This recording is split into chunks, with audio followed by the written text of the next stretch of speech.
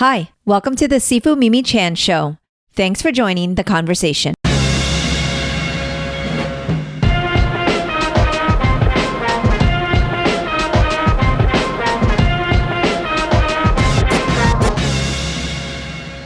Cliff Chiang is an Eisner Award-winning artist who has been working in the comic industry for over 20 years. Cliff has worked on Paper Girls, Wonder Woman, Batman, and he most recently wrote, drew, colored, and lettered Catwoman, Lonely City. In 2016, the USPS celebrated Wonder Woman's 75th anniversary with a set of forever stamps, including Cliff's iconic image from Wonder Woman number 7. Cliff discusses growing up in New Jersey, his love for art, and his collaboration process in comics. I enjoyed discussing our AAPI experience growing up in the States and how that shaped our worldview. I am a big fan of Cliff's work, especially Paper Girls and Wonder Woman, and now I'm looking forward to reading Catwoman Lonely City, so check out his work as soon as possible if you get the chance. I'll leave a link here. I've been enjoying these conversations and hope you have too. If you have, please rate my podcast on your platform of choice and share it with others. If you would like to support with a donation to help keep this podcast going and support the work I do, you can become a patron of the show by visiting my website or patreon.com/SifuMimiChan. For comments or suggestions, reach out on social media at SifuMimiChan. Now on with the show. Hello, Cliff. Thank you so much for joining me on the podcast today. Thanks for having me. Oh my goodness. Well, just before we get started, huge shout out and thank you to Brian K. Vaughan for introducing us and connecting us.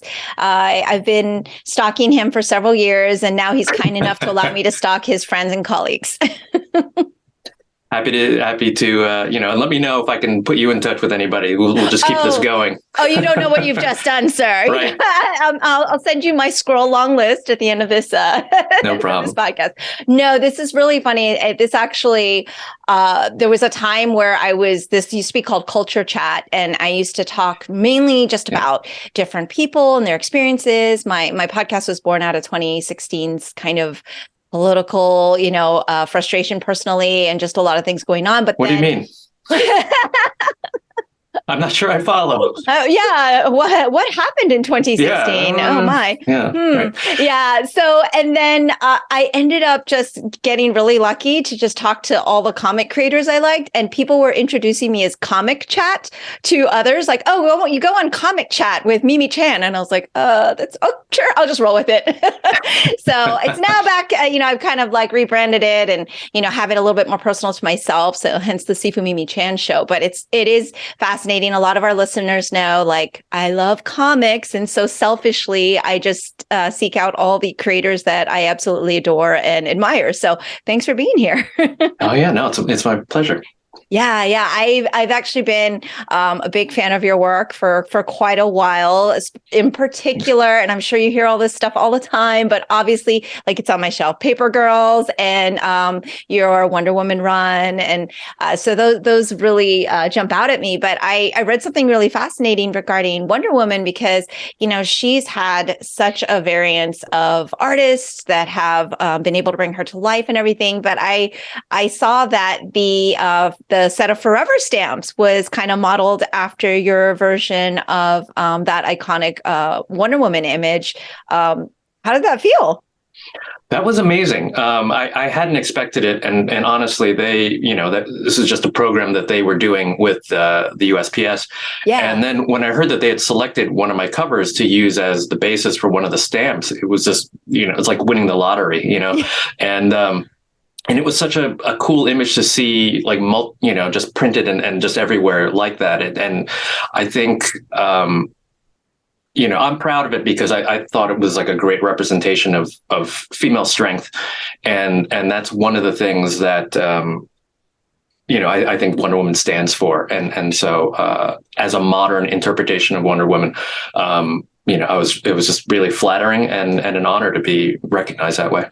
Yeah. I thought that was absolutely fantastic. I mean, there are so many takes on Wonder Woman, and not just appearance, but also kind of the different stories that we've been able to see. But definitely, I don't think there's one arc that I've read where she does not, have that, strength and that feminine strength. And a lot of, that is kind of essential to who she is. And it certainly comes through in that artwork. But I'd love to hear a little bit about kind of, the origin story, of Cliff Chiang, and where did you actually grow up? I grew up in New Jersey. You were in New Jersey. Okay. Yeah, New Jersey, and suburban New Jersey, fairly close to New York City. And, I always loved comics, read comics, and as a kid, I was probably about 10 when I kind of fell in love with comics. I knew that they existed, but it wasn't until I was 10 that my brother brought them home. My older brother got his hands on a few copies of something, X-Men and Fantastic Four. And, for a 10-year-old kid, it's just you just dive into it. It's a window into this much wider world, because every issue is talking about something that happened 3 issues ago. And then there's editor's notes, explaining things that happened years ago. And that's just catnip, I think, for a 10-year-old brain, this idea that, this story, there's more of this, in addition to, the storytelling and the designs and the colors and everything. So, but before that, I was, voraciously reading Peanuts and trying to draw and, and watching cartoons and stuff like that. So, so I was always kind of more artistically inclined and like to draw on my own, but I didn't know anybody else who liked comics. It was really just, me and my brothers. So you hadn't found that comics community amongst your schoolmates. So what was your school dynamic like? Because I actually not familiar with the New Jersey area, Florida, but it was a very mixed, diverse area, or not at first. That was the interesting thing about it. As I was growing up, I saw the town change, and then to the point where, I was one of 4 or 5 Asian kids, in my elementary school. And then, by the time I graduated high school, I think there was maybe 20-30% Asian population. Wow. Okay. Yeah. So just a huge boom, and not necessarily always smooth, but, this part of New Jersey has quite a few Asian people these days. And, so, and then I lived in New York as an adult, and now I've moved back to New Jersey, and seeing it and being part of this community now is very different as an adult too. You really you feel the, it's comfortable, and there's H Marts everywhere. And, it's it used to be so hard to get decent, Asian groceries, when I was growing up, and we'd have to go to Chinatown. You have to go to Chinatown. Yeah. Yeah. And seeing, how much, Korean food and K-pop, K-drama, and all the way these things have kind of permeated into, pop culture and mass media is fascinating to me. And feels like it was always going to get there, or my hope is that it was always going to get there. And now that, I sometimes I'm just astounded by it, and other times I'm just really grateful for it. Yeah, 100%. I echo all of that because, having kind of come from a little bit of the entertainment industry, in the late 90s, early 2000s, it just didn't feel like there was a place for me personally. Yeah. And like you said, there was that hopeful, but I just don't know that I thought that we would be where we're at. We're literally the Oscars just happened, right? And we saw the remarkable wins there, and just what that really means for Asians and Asian Americans in that type of industry. But like you said, K-pop is so mainstream; it's just not even limited to Asians who like that, or Asian Americans, right? It's very much every other person knows. I don't even know all the names of the K-pop stars, but my kung fu kids, they all know them, right? And so when you were kind of growing up, you mentioned that whole we had to go to Chinatown experience. And did you, because I love to kind of compare different areas of the country and what that experience was like, because for me there wasn't like what you said, there was 1 in 3 or 1 in 2, and we're very exotic. And for me personally, I had kind of an issue with embracing that my own culture. Oh yeah, absolutely. Did you feel the same way, or were you like, yeah, we're going to Chinatown for our groceries, or was it kind of like, did you feel other? I guess is the question. Yeah, definitely. Let me ask you a question. Did you grow up in Florida, or? I did. Yeah, I was born in Boston, but I've been here since I was 2. So. Got it. Yeah, there's definitely, I mean, that's the thing. Even when there's, just a few other kids, you're always aware of not being, in a group, you might be the only Asian kid, and it's just something you grow accustomed to, but you do often you feel othered, and not intentionally, but it's just, it's just what happens. And then, and you learn to live with it, and maybe maybe not always in the most positive ways. Now, having lived in New York and moved away from it, I'm so grateful that there are so many other Asian people around. There's just a level of comfort around it, just not being the only one in the room. I think that's really there's something subconscious about it, I think, and it helps. And but as far as like embracing Asian culture, it's a funny thing. Like me and my brothers, we never learned Chinese. We spoke a little bit of Taiwanese around the house, but we didn't really take like Chinese classes and stuff like that. I tried to for a little bit, but then it just never stuck.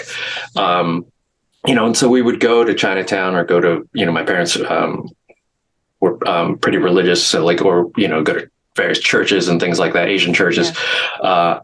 And so that was kind of my connection to it. There was also like a Taiwanese like social like community, and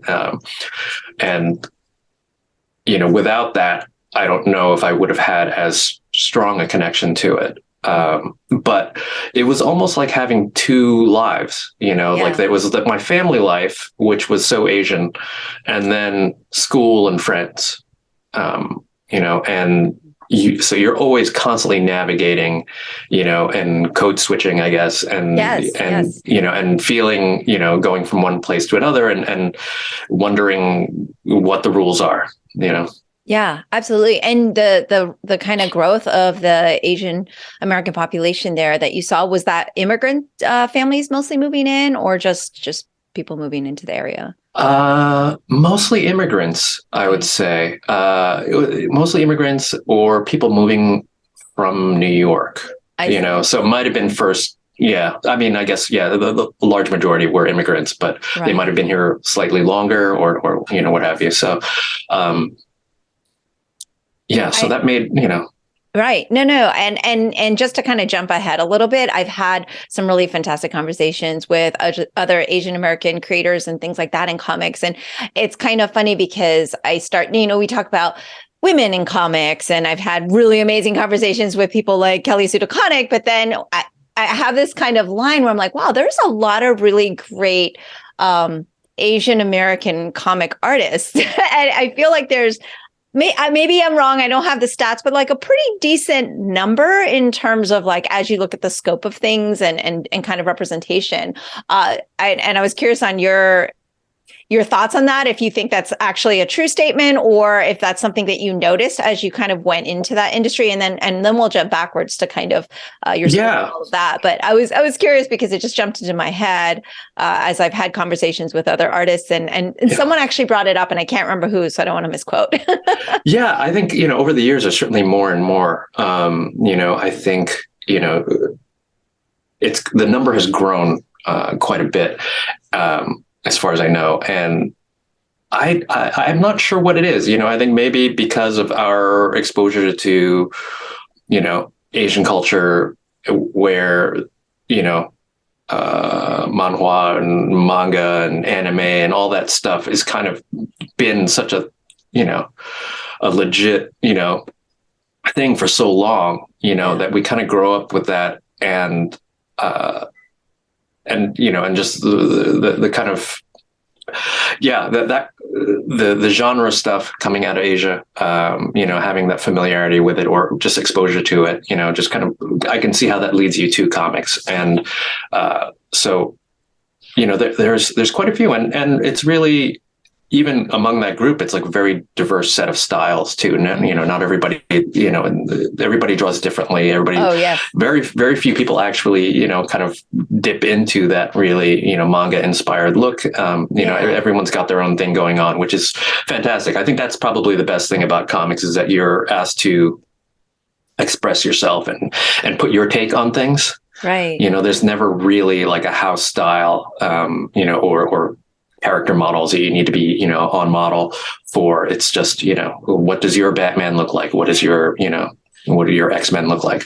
Yeah. And you actually studied, I believe, English literature and visual arts. Is that correct? Yeah. I had a double or a combined concentration. Yeah. And so did you have it in your mind that you were going to go into this medium or? The funny thing is, I've started college as an English lit major, and after about a year of it, I was like, I don't know if I can do this. Like, I'm interested I like reading, maybe the idea was to like use that degree and go to law school or something like that. But I just didn't know if I was going to be able to handle like doing just a full course load of that. And, I hadn't really been focusing on art when I was in high school. It was I kind of stopped reading comics to some degree. But once I was in college, I got the bug again, because I was reading Vertigo books and independent comic books, and realizing that there's like this whole world of more, mature indie comics that, it was so much broader and had so much potential storytelling wise, so I fell in love with that, that and filmmaking, and realized that maybe, comics was a good medium for me where I could tell stories and kind of have control over the visuals and in a way that, I wouldn't have in filmmaking, so I started taking the visual arts major as well, and those courses, and kind of combined them, and had to do a thesis about art as literary criticism. Just because it's just what I was interested in, and I felt like if I didn't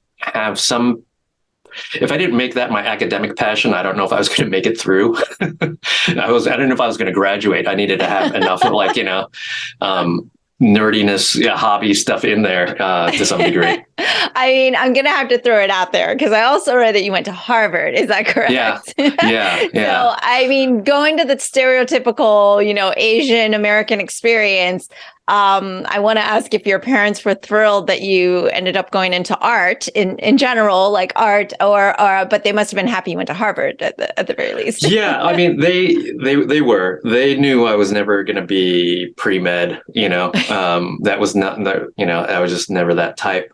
But I had floated to them, this idea of going to law school as, and then when I got closer to graduating, it became, well, that's the backup plan. I'll take my LSATs and stuff like that, but I'd like to try, I'd already kind of like, gotten the okay to switch, to combine majors and stuff like that. But then, I was like, I'd like to try and work in comics. So let me, keep that, the law stuff going as much as I can, but then also try and explore comics, and, so once I graduated, it was, I'd gotten into law school, but deferred for a couple of years. Wow. And while I was trying to find work in comics, and luckily, I ended up in editorial for a few years, which really taught me, how comics are made, and allowed me to talk with, staffers and artists and writers. And that became grad school for me. It was comics grad school.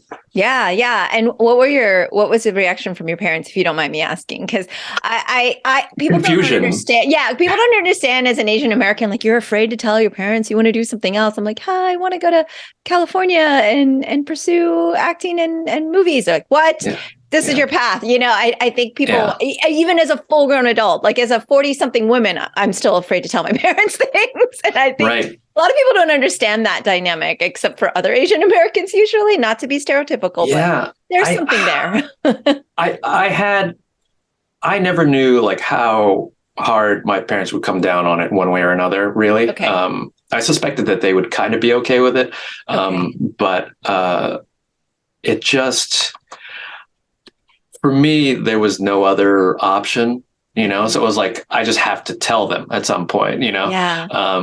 And if they're not totally down with it, I'll find a way around it. I spent the last 20 years finding my way around them anyway. So I had experience with that. And, now that I'm a parent too, I think I recognize that what they wanted most of all, especially as immigrants, was security for your kids, and it's so much more secure when there's a clear path, like, you're going to go to med school, and then you're going to get a residency, and then you're going to be a doctor, or, it might take a while, but how that goes, and, when you go into the arts, there's no path. It's a lot of luck and no guarantees. And so I can understand their trepidation, but and the funniest thing was, for a while, like working at DC, my mom would just tell people that I worked for Time Warner, or like it didn't. There was no way to explain what I did, and certainly to her peer group, they would not have gotten it. So so I worked at Time Warner, and understood. Not a complete lie, but no, it's true. Yeah, I don't even know if she was like embarrassed. I just think she just didn't have the vocabulary for any of it. Yes. Yeah. Oh my gosh, it's so. And then so kind of fast forward, you have your Eisner Award-winning artist. You're also writing and doing art for Catwoman, and you've got a lot of material. Like, you scroll down on Cliff Chiang's resume of material. Do they get it now? Do they understand? And do they read your stuff? I don't know. They don't read it. That might be asking too much. They have. I mean, my mom has copies, but look through it and look at the art at least. Yeah. I think it's not really. I think if you're not used to reading comics, it can be a hurdle. Okay. But yeah, there's certainly enough books that it's a legit. It's a legit thing now. You have a real job. Yeah. You have a real job. Yeah. Well, I can empathize with that, like trying to explain kind of this artistic side, right? Because like you said, there's security, there's a path, there's like just something that's consistent, and the unknown, like you said, with the immigrant experience, I think a lot of people don't realize, you hear the words like, I sacrificed so that you could ... And I think at the end of the day, now that you have, if you've produced grandchildren, they're probably really happy, so you're fine. Right. That's true. That does take some pressure off. Yeah, you're good. Yeah, like you've done that, then your job is totally complete as far as I'm concerned. Right. So you've collaborated with so many amazing writers, and of course, being a writer and artist yourself. First of all, I always find that completely fascinating and amazing. But of course, you do have an English literature background, but that doesn't necessarily mean like always translate to, okay, well, I can just write stories and everything. Like, first part question is, I guess you identify more as an artist versus a writer, but how do you kind of flip between the two, or do you see them as going hand in hand in order to get to one to the other? Yeah, it's, I think I've been in comics for about 20 years now. And the thing about it was, I spent a couple years in editorial reading scripts, lots of scripts, and then comparing those scripts to the art that came in, and that was something you had to do every time, make sure that, they didn't miss something, that they, that like sometimes you have artists who will completely go off script and you're not sure where to put the word balloons, and certain story beats aren't communicated. So you're always kind of troubleshooting that stuff.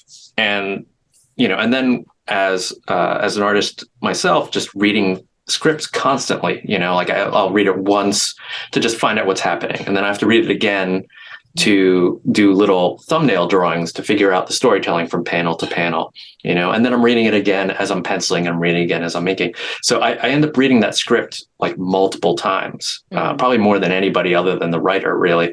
And after a while, that stuff, you absorb a lot of it. And there's certain things that you like about the way some writers write, and just specifics to the form, itself. And,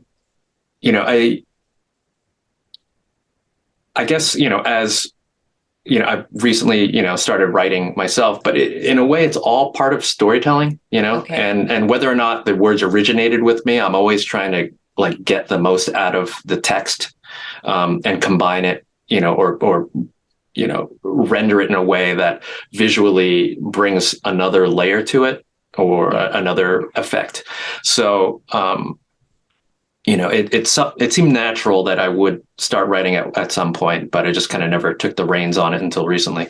So I don't necessarily feel like I have different hats on, except for when I'm, literally just like at the keyboard and writing, and, I need everything to be quiet. And, that part of it feels new and novel and different.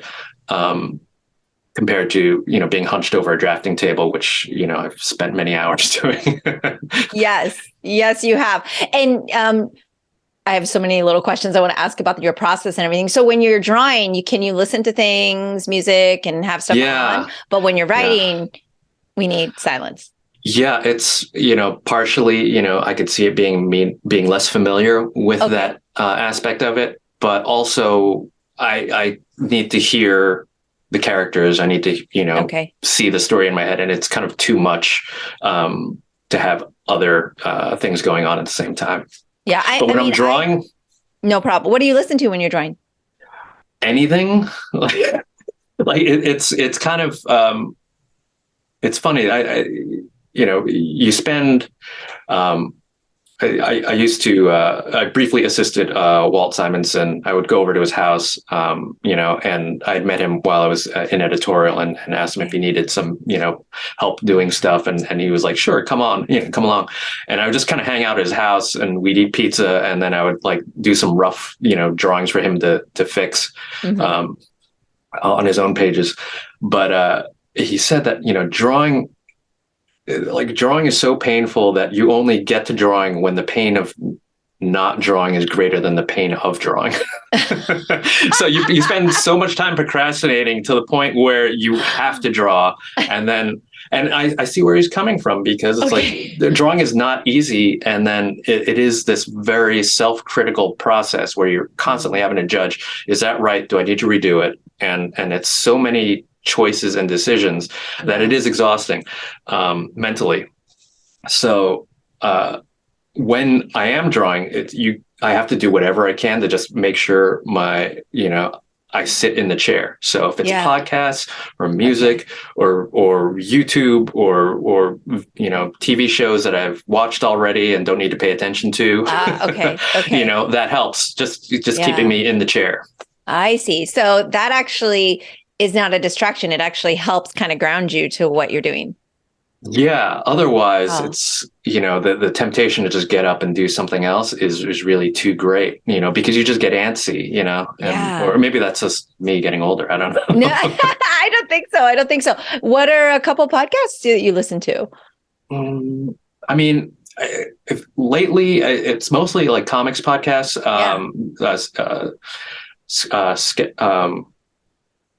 Off Panel by David Harper is one of my favorites. I love all of his guests, and there's an interesting industry perspective on that I really enjoy.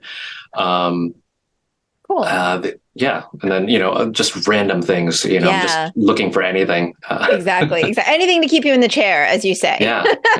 I love that. And then back to the collaboration part. I always find this process interesting, and I've been really fortunate to talk to so many amazing creators who have kind of shared a bit about their process. And, somebody like Brian K. Vaughan, for instance, he's so intentional about co-creator, because a lot of people are like, made by so-and-so or written by, and then it's not that by no means do the artists get forgotten, but for some reason, I feel like there's a little bit of a disconnect between what you mentioned, where you're still telling the story together. And so there's words and there's art, and then both of those is what tells that story. And I know you've done independent projects like Paper Girls, like that, where it's very collaborative. If I'm correct, I mean, give me all the details on how it is to collaborate with BK Vaughan. He's a monster. Listen to this. I'm just kidding.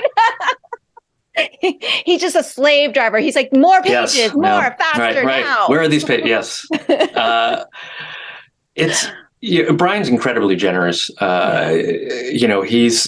His scripts always start with this, statement of, if you can find a better way to do it, then do it. And so he's not precious about stuff, even when, and there have been times where, I missed something and dropped the ball on it, and he'll just roll with it. You change a line, and that'll take care of it usually, but he puts so much work into his scripts. I know that by having read them, like they are very intentional, every moment, is very specific, and, you can't always just go in, and with some other writers, you can just add panels here and there for beats and things like that. Or you can kind of mess with the pagination a little bit because they're not always doing the page turns and stuff like that. But Brian's so intentional about all that stuff that, once you do it, if you add a page, you actually have to add two to make sure that you don't screw up something later.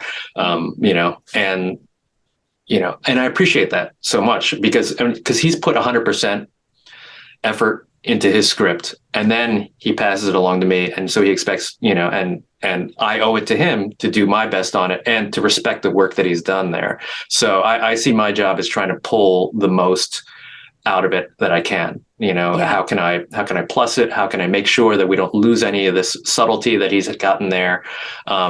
Which, for someone like Brian, there's so much in there, and it's really a great creative challenge, and when I get it right, it's really it's really rewarding. Yeah. And I asked him this when I had the pleasure of talking to him, like, so do you just sit there and think, oh, this is the most beloved character, I will now kill them, or I will now, make the audience cry? So you probably, are the first to read some of these things. And he doesn't tell me that stuff ahead of time either. Do you go, oh my gosh, how could you do this to so-and-so, as you go through and you read Paper Girls, and then the first time, you like Aaron gets shot or something, like, wait, what's happening now? Yeah, you never know, right? Do you get shocked? Do you get just as shocked as we do? Part of me, I think, is hardened by Saga that that like where he killed everyone we love. Yeah, obviously. Right. So I was like, everybody's fair game. Like, it could be anybody. Oh my gosh, I was wondering. I'm like, do you get just as shocked? Because he really just loves to do that. He's like, haha, I shall sit in my lair and just make the world cry now. That's what I told him. We would get together, every 6 months or so, and go for like a nice sushi dinner, and we kind of talk about like the next arc. Yeah. And, it was always really fun because we just kind of riff back and forth, and then I would say something, and then that might change how he thought it might go. Okay.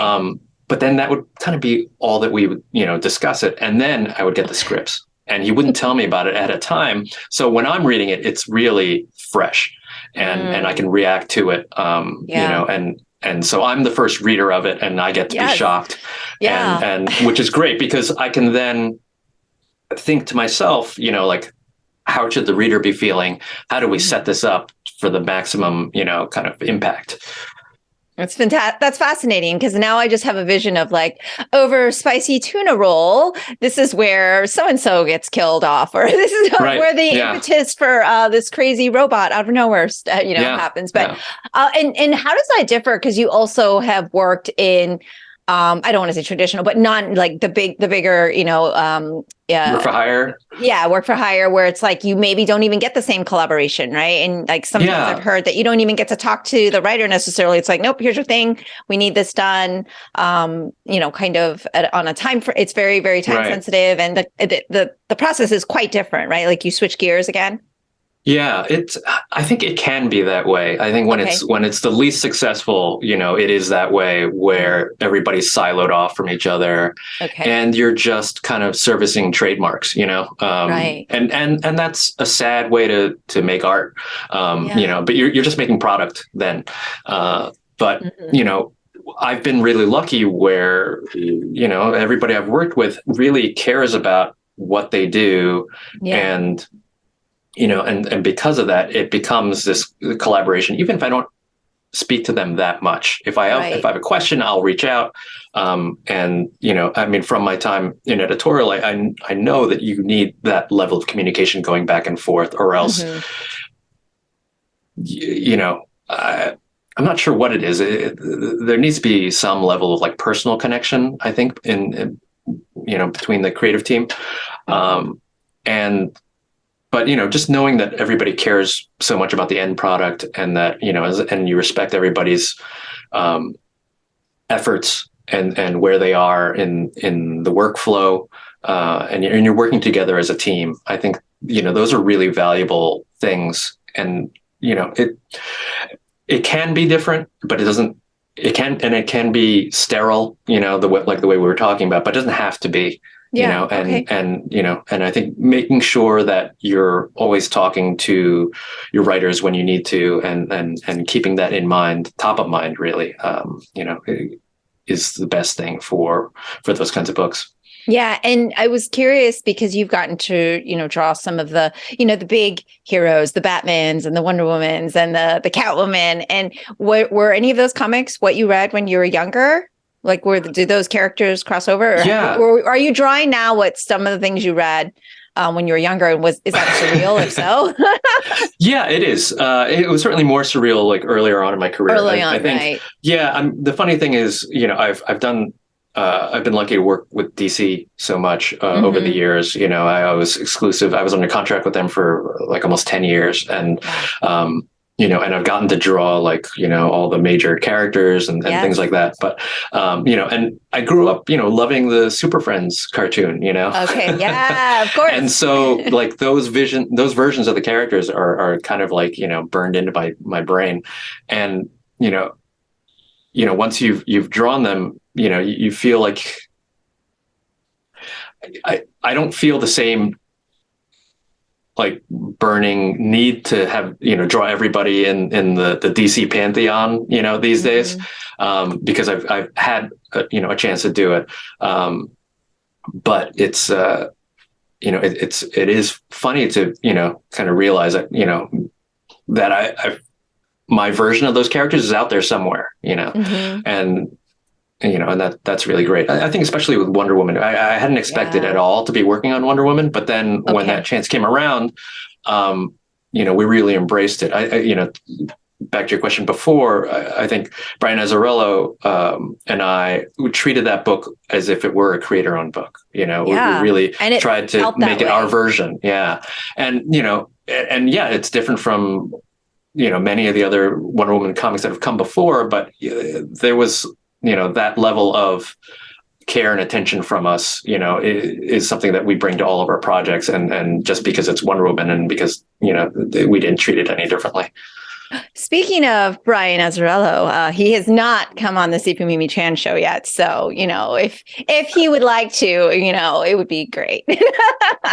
All right. Sounds good. Noted. First one on the list. No, but, that run was fantastic. And it's, like I said, just so cool that now it's also immortalized on postage stamps. And I love when we get cool postage stamps because they're generally, they're very hit or miss. It's like, what is this? It's some kind of ship or some random thing. Right.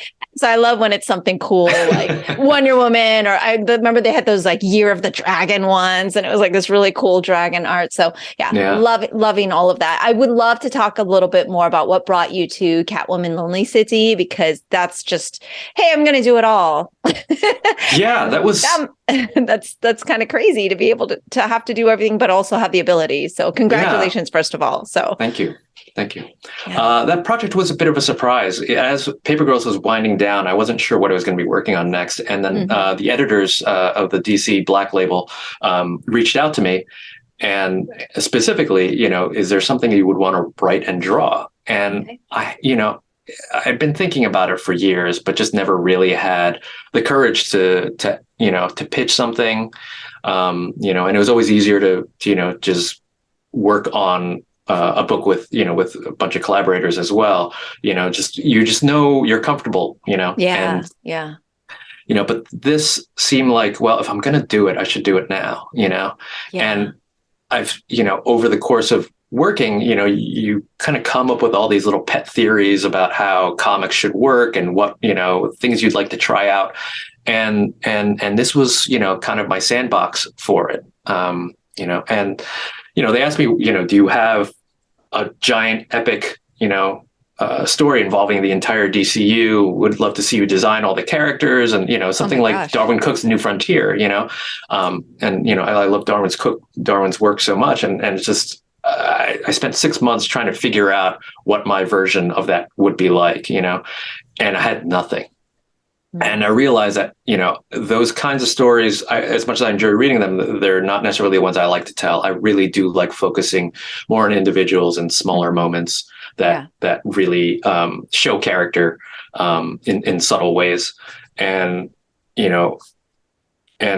I also realize that, I love superheroes, but I also love them when they're kind of mashed up with other genres. Mm-hmm. And so the idea of a Catwoman heist story seemed really natural, and people know Catwoman, she really is well known, but just not all over the place, the way, say, the way some other characters are. But and all you need to know is she's a jewel thief who dresses up like a cat. She's a cat burglar who dresses up like a cat. And I thought that was such a great blank slate. And sometimes she's a villain, sometimes she's a hero. That gray quality, I think, was something I really liked. Mm-hmm. But, in thinking about the stories that I've loved and influenced me, I thought about Dark Knight Returns, and the idea of an older Catwoman really seemed compelling because she's been portrayed so much as a sex kitten. And then when you make her older, and you maybe remove society looking at her in that way, then what does that do to the character? And how does that open her up? And when she has to, then deal with, ageism and sexism on top of everything else, I thought that really gave me a hook into the character. And, and once I had that idea, I was like, I have to do this. And if I'm going to do this, I should do all of it. I've been coloring comics, and I had never lettered before, but I kind of, did it on, a couple short things here and there. So the idea of kind of tackling all of it was really appealing. There's lots of little decisions that get made, and when they're all yours, there's a lot of nuance there that adds up into something. The things that you can kind of, when you're working with other people, the collaboration is really great because they think of things you didn't think of. Yeah. But when the decisions are all yours, I think almost on a subconscious level, those things create another level of narrative to it. There's something kind of holistic, about it, and where it all kind of works as one piece, hopefully. Yeah, no, I will be fully in admittance that it's on my to read list now, and everybody out there also should be on your to read list. And I'm also a bit of a brat, right? I like things to be complete. Yeah. I'm a bit of a Netflix comic reader because I came to comics much later in life. Yeah. Whereas my husband's like, I had to wait for another month until the next issue and save money to buy the next trade. Yeah. So, he did this whole, he was a comic collector, loved comics, got me into it because of my insomnia. And so I'm very much a digital reader as well and everything. And so I'm like, wait, what? I have to wait a month? I won't even remember what happened last month or last year. Sometimes it's 6 months or a year between comics. And I'm going, oh my gosh.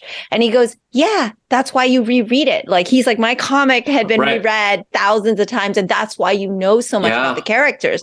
Whereas now we're just lazy readers who just I already read it once. But back in the day, and this is why I think you get the proper geeks who really know the characters because they've actually digested the material. They've seen all of the artwork from, top to bottom of the page. Whereas if you're just so excited to read, you barely get that second read in, and you learn so much from that second read. I admit, there's definitely comics. I admit I had to read Paper Girls twice because anything with time time jumps and it's like I always have to reread that anyway twice, but that was like, oh, the second read you get so many, and you get to really enjoy the art more too. So but I'm totally a brat, and I admit that I was like, oh, it's finished now. I can start the run. Now you can read it. Now I can read it. I mean, that's really true, and I think that is part of that's how comics has actually been able to grow, is that you're not always assuming that you have this monthly issue reader, and the fact that we can have complete stories in one book out there on the bookshelf for people to pick up without any prior knowledge is really important, and Catwoman Lonely City was meant to be a book that anybody could pick up, that they didn't need to have read 40 years of Batman comics or Catwoman comics to get it. Like the basics are there. Everybody knows who Batman is. Everyone knows who Catwoman is and the Joker, so, and the rest of it gets explained to you as much as it needs to, in the course of the book. So, especially now with the canon, there's no right or wrong way, right? Yeah. You're like, wait, which was this, the reboot or the before? Like, cause now we're talking so many years of history, and then there's like new history and old, it can that's a deterrent.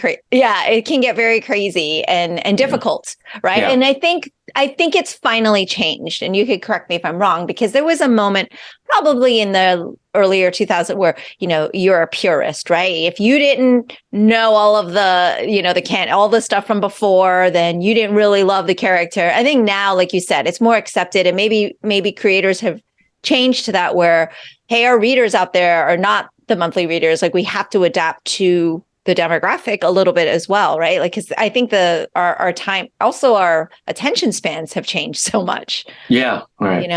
As consumers anyway, for anything, right? Whether it's TV or film and everything, I think it's changed a lot. But as a martial artist, one of the things I'm always curious about is your discipline process, because I know it's, like you said, hours sitting at a table and coming up with these things. And I'm not sure if when you're collaborating, you get, art block, writer's block, that type of thing, where you don't know what you're doing, but maybe with collaboration, it's kind of laid out. So it's more like an assignment, not quite sure, but I know for sure in Catwoman Lonely City, I mean, were there times where you had like the writer's block and had to step away? Like, what's your process to getting back into the work and getting that creativity happening again? Because I find that must be unbelievably challenging.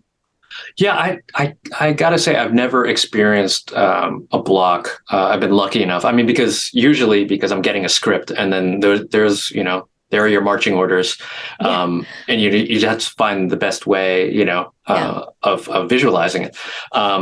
With Catwoman, I think because once I had the seed of the idea, and it took me a long time to get there, it just happened, it just kind of evolved, so I'd have the idea, and then I worked it up into a pitch, which is the barest hint of a story, but more the idea of, what's the story going to be about? Mm-hmm. And then once that was approved, an outline or a beat sheet, and an outline, and then a beat sheet, and then the beat sheet to, a rough breakdown, issue by issue of what was going to happen, and then finally writing the script. So I tried to break everything down into digestible chunks, where so you don't get overwhelmed. I think a lot of what happens with block is that, like, there's so much you could do, and you're paralyzed by all the choice, Mm-hmm. And so for me, it was like, all right, let's just focus like on one stage at a time and make it as good as you can, and then move on. And if things need to change or need to be fixed as you move, then you roll with it. But I think that's something I learned from, just working as an artist. If you think about doing all 22 pages of a comic at once, it just seems impossible, but it's always just one page at a time, one foot in front of the other, and then slowly you get there. Yeah. But every issue, I was panicked at the beginning. I was like, I don't know how I'm going to get this done. I guess it's that daunting in the beginning is like that daunting how to get started. Is there anything, because you mentioned when you're younger you were always very artistic, I don't know if you were involved in other things like music or anything, is there any discipline that you did when you were younger that attributes to kind of how you have, because you when you're talking about your process you're making it sound very easy, but I know from the hard work aspect that you're clearly very disciplined, like you clearly have a very very structured work ethic, and you're clearly disciplined. So is there anything that attributes to that? Yeah, I studied piano as a kid. My mom was a music major, music teacher, and all that stuff. So, so she was on me like all the time and practice. And, I have played piano for like 7 years. And you know what? I didn't love it, to be honest. And that's why I stopped. But I learned it enough to know that I wasn't great at it. But technically you can still get somewhere, I was never going to be a concert pianist and it didn't have that desire.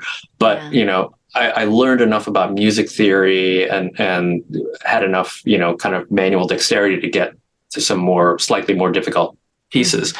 And a lot of that was learning to practice and how to break things down. And you can't just sight read and play the piece from the beginning. You got to, you do one hand and then you do the other, do a few measures at a time until you get the passage down. So, that was helpful to me for learning how to just tackle any project, but the hardest thing for me probably is just time management. That level of discipline for me is really difficult, and it waxes and wanes.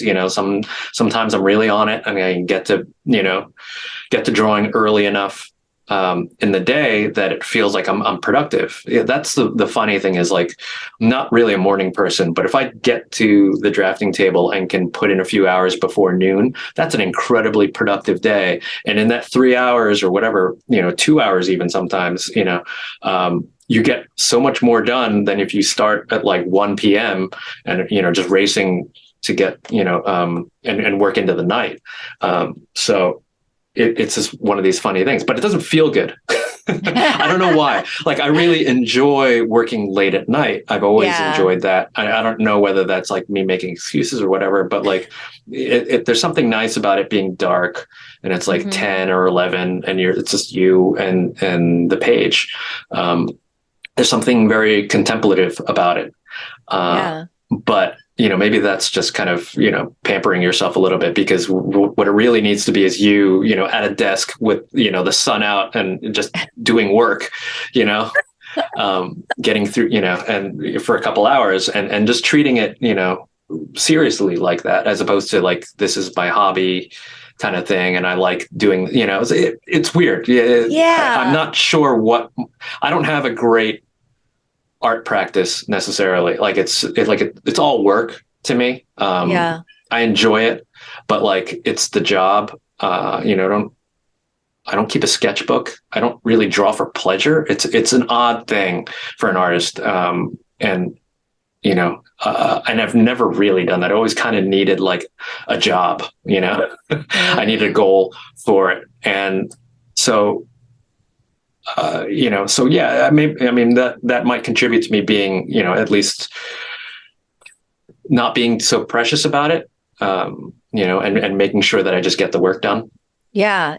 No, I mean, definitely, for us in martial arts, we always say like your foundation, your basics and your habit building, like all of that is supposed to trickle over, into your everyday life, right? So the things that we teach at Kung Fu may be physical, but really we hope you're learning the discipline and the respect and the focus and all these other things. And I don't know the science. And I do know that when you learn piano, when you are younger, there is something very specific that helps with development in terms of your brain and your right and left brain working together. And just the fact that you are ambidextrous at that point too. I do know there is something there. I don't remember the exact science, but I think that is very specific. And it's fascinating what you mentioned about also just preferring to work at night and how scientifically, right, it makes sense for if the sun is out with melatonin and everything, that's when you're awake, that's when you're on. But I don't know. I feel like something like art is it taps into a different part of your brain, right? That's creative and that's very much your mood. And like you said, there's something contemplative. I mean, Brian Bendis was like, yeah, I'll be up at 8 p.m. and like interview me at 9 because that's when I'll be awake, and he's had to change since he has kids, but like he loves to work through the night. And I think even Brian K. Vaughan even mentioned before, like he would have preferred that had like the kids not change his schedule. So like, I feel like a lot of creators, maybe, even if it's not just the visual, but like, no, like everything else is still around the world, right? Everyone's sleeping and everything's quiet. And so this is my time and I'm awake now. And so I don't know, I think there's something really that's there about creativity, right? And when that can happen for you. And I would imagine that's pretty personal, right? I think, what's also nice about it is that you get interrupted less at night, so there's nothing to break up your flow. But I think perhaps during the day, even if you get interrupted, you're making a lot of decisions faster with less fatigue, maybe because like, you're eating, you're feeding your brain, so you can make those decisions faster, whereas at night, I mean, there's definitely times where I know something that should only take me half an hour, it takes me an hour, I might enjoy that hour more, but I don't know if I'm supposed to, I'm supposed to get it done, I mean, I feel like it can be both, but I find it interesting what you mentioned was like, no, drawing, as much as you enjoy it, is very much a job for you. And it's not like what you do in your free time. You're like, oh, let me just start sketching for fun. I don't have free time too. So, I mean, that's the funny thing, so... Well, once you have a family, your time is no longer your own anyway. Any free time has now been, scheduled by somebody else's, needs and wants and everything. But if you did have free time, what would you be doing with it? Like, what do you enjoy? Like, what do you do for fun? What do you do to unwind? I mean, trying to catch up on like TV. There's so much TV these days, and so much good TV. And making sure that, I watch it, with my wife, Jenny Lee, she used to be a comics editor at Marvel and now she's a film editor. And so it's always great when we watch anything because we'll watch it and then kind of break it down a little bit and discuss it. And, so it's never just like we're always looking at it from the perspective of storytellers and what we might do differently or what we really appreciated about it. So, and it's really enjoyable. It's a really great way, so it means like we always have to watch things together. So if we have different deadlines and stuff like that, then it's not always easy. So, and then seasons of, full seasons of something will drop at once and you feel like this do I need to watch this right now or can it wait? Trying to prioritize what you're going to watch. TV and movies, is always, great. I'm not reading as much as I would like to. Okay. It seems something that I've moved away from, which is a shame, but I'll try to more consciously get back to it. How are you on audiobooks? Audiobooks, I find changed my world for reading. Yeah. Okay. Yeah. And a lot of people who told me they don't like it, it took them like a couple and then now don't read anymore like traditionally, like, oh my gosh, I can do laundry while I listen to an audiobook and it's amazing.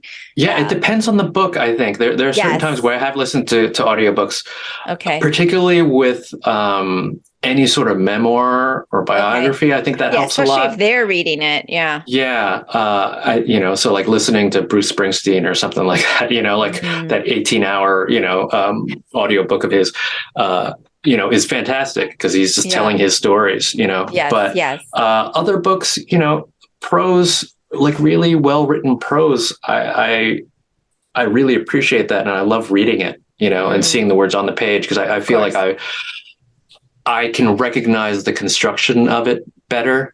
Okay. But when someone's reading it to me, then it's like a performance and I'm not thinking about, English about it in literature the same major way? coming out here. Yeah, maybe. And I just to circle back, I love the whole like Chiang household TV club. It's like having a book club, but after watching Yeah. film and TV, it's very, very scholarly and academic of you both. But I love that you can share in that because I mean that is the idea behind book clubs, right? So why wouldn't we do it with film and TV and like have a discussion and have it spark other ideas and things? And it can be very meaningful. What's a couple of the TV shows that you've done that with or really enjoyed, or on the to watch list? I mean, we're always late to things, but and just like watching recently, Succession has started up on its fourth season, and I just love how brutal and that show is, and it's so funny and well written. I really do love it, and just plotted and conceived in a way that is, I find, endlessly entertaining. It's not for everybody. It might be too dark for some people. It is dark. No heroes. Everyone's a horrible human being. Everyone's out for themselves. Yeah. But so good and so addictive. Yeah. Addictive. It's dumb, but like we hadn't watched Ted Lasso, so now we're on it. Yeah, though. That is a great balance to Succession, by the way. Yeah, absolutely. It's there's Ted Lasso kind of reminds me of it's kind of almost like the sitcom version of Friday Night Lights. Yes, I love where it has that really pure. It's about coaching. Heart. Yeah, and it is about like mentoring, coaching, giving your 100%. I love that. Yeah. I love Friday Night Lights too, way back in the day. Yeah. But Ted Lasso is definitely a nice balance for Succession. I think you can alternate those so that you can get a little lightness to that darkness. Yeah. I'm with you. And then 100%. We were watching The Last of Us recently, which was like, between that and Succession was like, whoa. I have not started that. My husband saw one episode and says, okay, I think you'll like it. Cause I always let him preview anything that might be too heavy. So you think I should go for it, or? We really enjoyed it. I mean, I think it's really interesting to watch it as an adaptation. I didn't play the game, but then it made me seek it out to try and find out more about it and how faithful they were to the game and the changes that they made. Like those things are all fascinating to me. Okay. And I enjoyed it quite a bit. It is dark. But what I appreciated about it is that there really is this focus on humanity and choices and character, which you don't always get from genre fiction, that sometimes people are just kind of fans of, the monsters, and the gore or whatever, just that kind of the jump scares but then when you layer that on top of this really human story, you get something that's incredible. And, that's what I love about comics when they're done, that way. You're using the genre trappings to elicit something, to really illuminate kind of human stories in a way that you wouldn't see in normal life, in a heightened reality. Mm-hmm. And that was so perfectly said. I'm going to have to say, I definitely want to end it there and make sure that's our last quote of the day. But now that I know you have this such a unique and eloquent style of explaining things, after I finish The Last of Us, maybe you and your wife you come on and have like the Last of Us club where you can talk about it and educate me on all of the themes that I missed from just being scared at things jumping out at me. But thank you for that. And hopefully you'll agree to it. At least you'll agree to it. I can't speak for her and you can't speak for her, but but maybe you'll come back and we can just talk about, especially Succession. Oh my gosh. How is that going to end? Everyone dies. Right. They all die from some sort of overdose or adrenaline, like stress, like heart attack. Cause it's such a stressful show. Nobody wins. Everybody should. Yeah. That's what I want. I want them all to lose. Like I was trying to think of one character that I'm like, well, if they won, it would be okay. But haven't found one yet. I haven't found one that I could root for. Like honestly, they're so horrible. The worst of humanity coming out in all of those characters. I want Jerry to win. actually. Jerry should win. Jerry's definitely It'd be the last man not the standing. worst. Last woman standing. Yeah. She's got something going on there. But Cliff, like I said, so many more things I'd love to ask you and talk about, but I want to be mindful of your time, and hopefully you'll come back and don't go anywhere so I can talk about my long list of people that you're going to connect me with. Just kidding. But thank you so much. And for listeners, just read and view everything by Cliff Chiang, because he's amazing, especially Catwoman Lonely City, because it is on my to-read list now that it is in completion, and just sounds absolutely amazing. So can't wait for it. Thanks. Thank you so much. That's all for today's episode. Thanks for listening to The Sifu Mimi Chan Show. Please subscribe and rate my podcast on your platform of choice and leave a review. You can become a patron of the show at patreon.com/SifuMimiChan to help keep this podcast going. Follow me and interact on social media at Sifu Mimi Chan on Instagram, Twitter, or Facebook.